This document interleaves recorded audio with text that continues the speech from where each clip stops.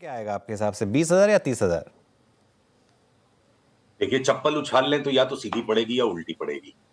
हाँ, फिर भी अगर आप मुझे जिद करो, मैंने आपसे लास्ट टाइम कहा 24,500 टूट जाएगा तो हम फिर 20,500 के लिए खेलेंगे। जब तक वो टूटा नहीं है तो अब मेरे लिए चप्पल उल्टी पड़ेगी या सीधी पड़ेगी वाली बात है। और अगर आप मित्र हो, आप जिद कर रहे हो कि बोलना ही पड़ेगा, तो मैं ये कहूंगा कि अगर मेरा गला कोई पकड़ ले, टेटुआ पकड़ ले कि बोलना ही पड़ेगा, तो फिर मैं ये कहूंगा कि भाई पहले 20,500 आना चाहिए।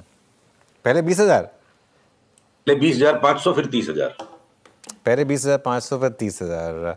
अच्छा, चप्पल उछाली आपने बचपन में? हम तो काफ़ी उछालते थे अपने भाई बहनों के साथ, काफ़ी खेलते थे।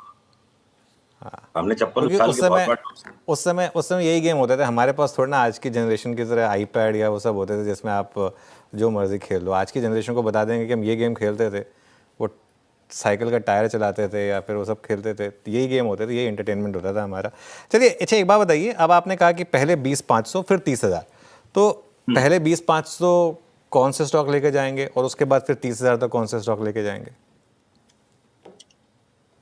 देखिए, मोटा मोटी बात है कि जब इतना बड़ा इंडेक्स में मूव हो किसी भी एक डायरेक्शन में, तो करीब करीब सारे ही स्टॉक्स पार्टिसिपेट करेंगे। बस इतना ही फर्क पड़ेगा पहले कौन से और बाद में कौन से, या जिन स्टॉक्स की एम्पलीट्यूड फ्लक्चुएशन की ज्यादा है वो ज्यादा फ्लक्चुएट कर जाएंगे।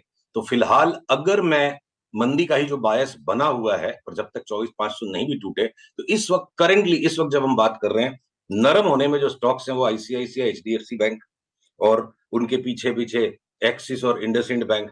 कोटक महिंद्रा ऑलरेडी घटा हुआ था, थोड़ा सा उछल रहा है, और बाकी बैंक ऑफ बड़ौदा ने ऊपर का ब्रेकआउट दे दिया।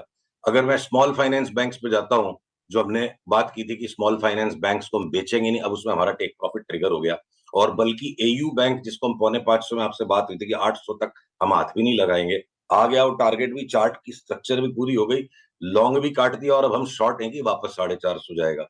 पर उसी तरफ अगर मैं दूसरे कुछ और स्मॉल फाइनेंस बैंक्स में जाता हूं, तो वो हो सकता है अभी भी हम पुल बैक में लेंगे, एयू बैंक नहीं लेंगे। तो अलग अलग स्टॉक्स तेजी और मंदी दोनों साइड में अलग अलग काम कर रहे हैं। अगर मैं बजाज ट्विंस पे कि कितना इसको आप ऊपर खींच लो, कितना इसको बढ़ा लो, लेना नहीं, पर जैसे सेल का ट्रिगर आएगा हम बेचेंगे।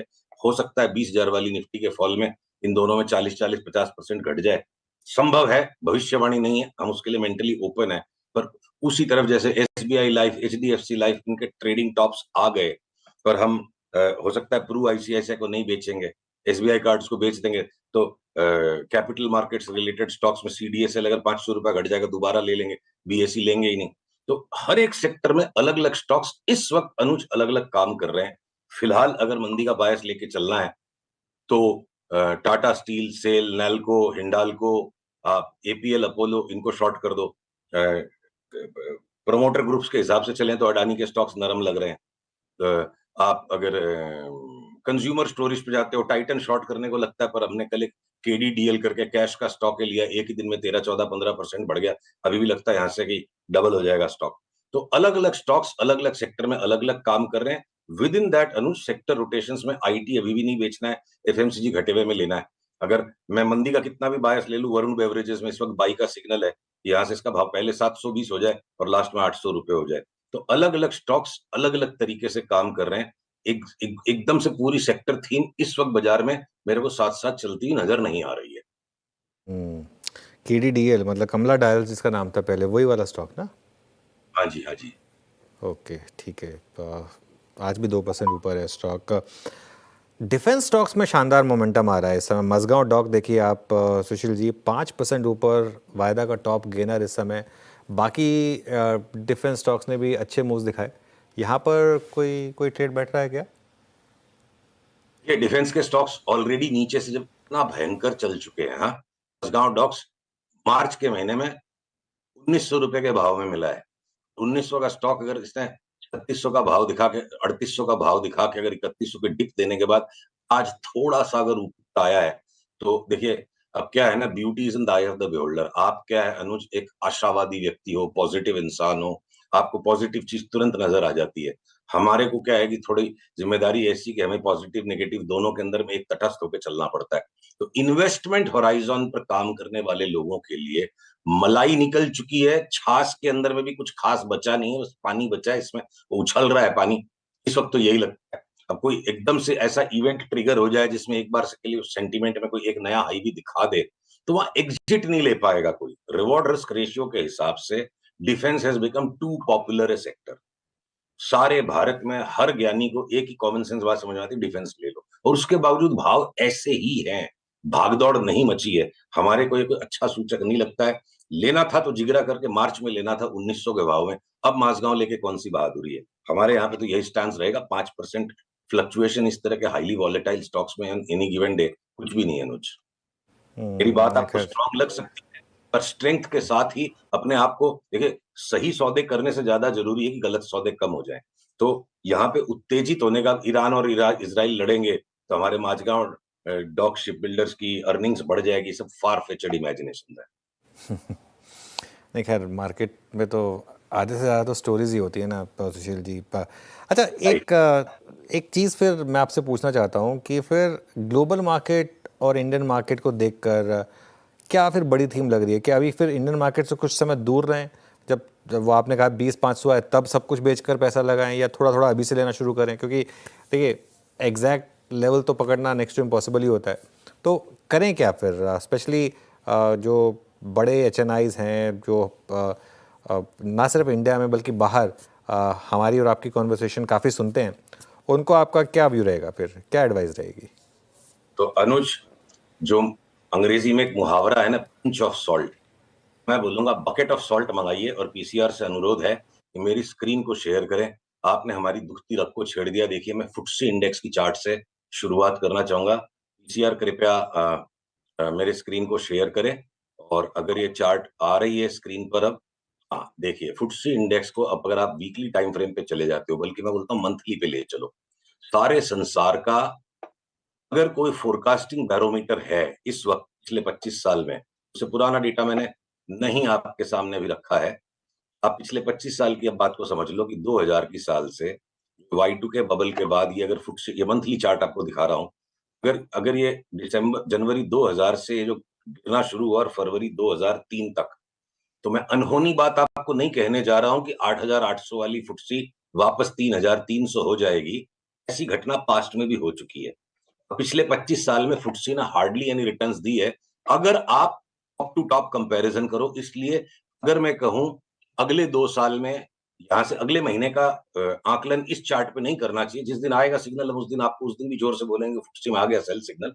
पर आप इन्वेस्टर्स की बात कर रहे हैं, ग्लोबल इन्वेस्टर्स की बात कर रहे हैं, तो फुटसी चीख रही है अगले 2 साल में इसको वापस 3200-3300 होना है। इस चीज की संभावना बहुत ज्यादा है, बल्कि इस बात की कि यहां से कोई 500-700 पॉइंट भी बढ़े।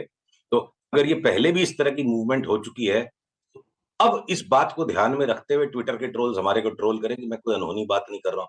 इसी तरह का खतरनाक फॉल 2007-8 में आया, और फिर इस तरह 2020 में भी, 2018 में ही टॉप हो गया था। आपको याद है, इंडिया में बी ग्रुप के स्टॉक्स 2018 के सितंबर के बाद चले ही नहीं, खाली निफ्टी ने 2020 की जनवरी में टॉप बनाया था।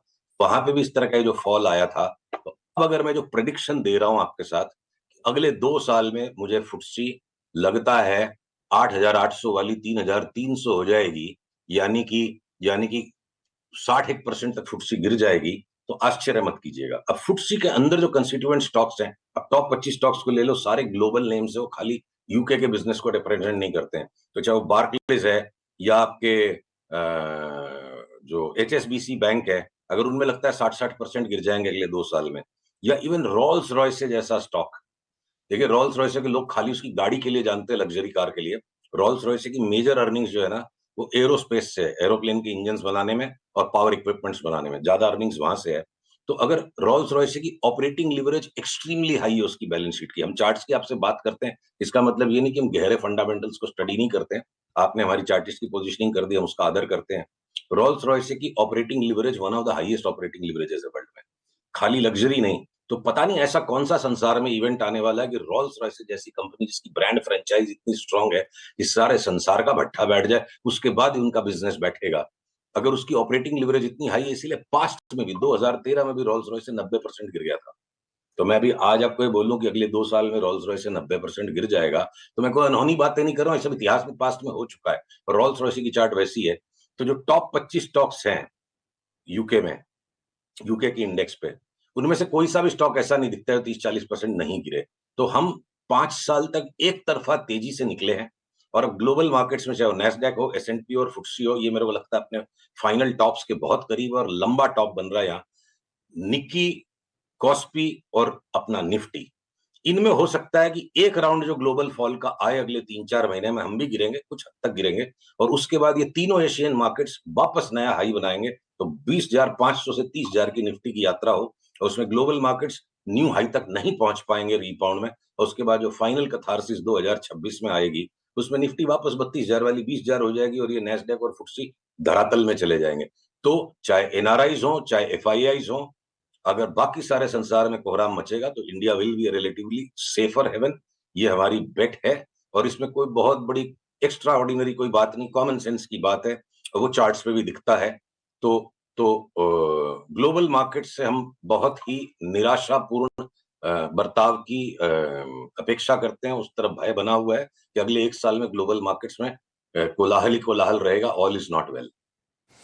अच्छा, मुझे पता नहीं था कि रोल्स रॉयस भी लिस्टेड है। वैसे आप कह रहे हैं 90% गिर जाएगा। रोल्स रॉयस से 2020 में 50 का भाव था और 5 साल में आज उसका 900 रुपया भाव हो गया है और मेरे को लगता है इसका भाव वापस गिरेगा तो $150 फिर से हो जाएगा, $150, 150 यूरो। 150 यूरो। चलिए शायद